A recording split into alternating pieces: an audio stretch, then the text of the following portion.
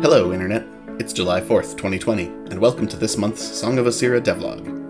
I'm excited to show you some of the progress I've made since the last video, so let's jump right into it. First things first, I've added some ambient soundscapes to the Singing Woods. Here, have a listen.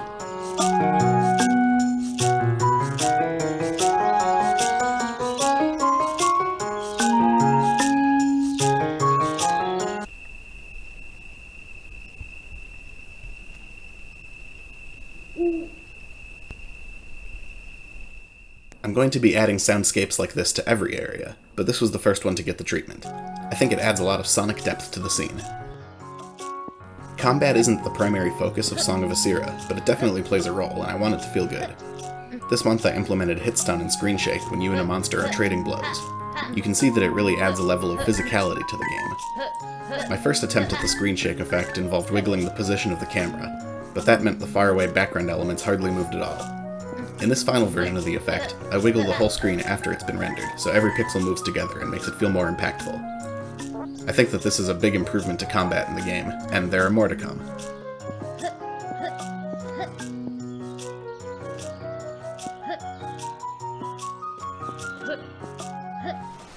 Something I spent a lot of time working on this month was the game's pause menu.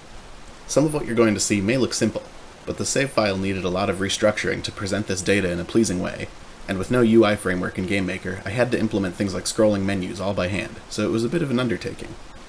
We've been looking at the adventure screen, which shows the stats about your game, as well as a list of your active and completed quests. Over here we have the inventory screen. There are a few top-level categories here.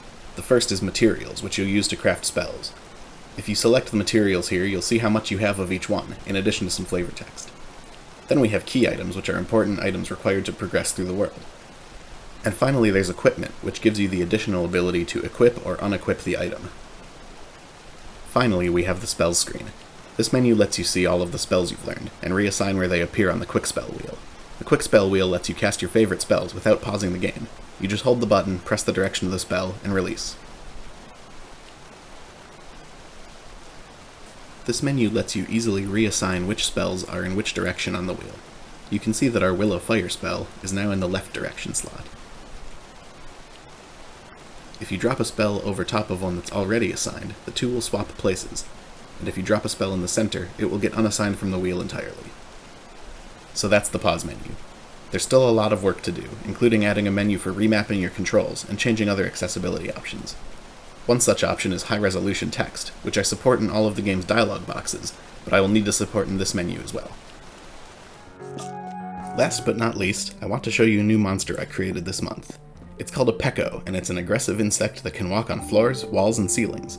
You can see it walking on the ceiling here in its finished form, but I wanted to show you how I developed it as well.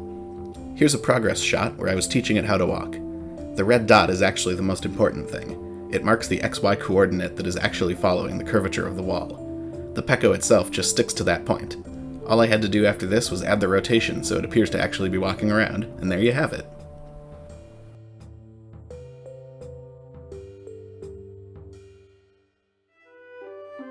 Alright, well that does it for this month's devlog. I hope you enjoyed this video.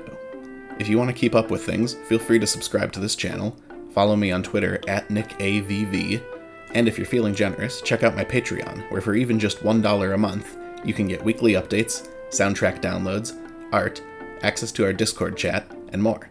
The link is in the description. Thanks for sticking around, see you next month!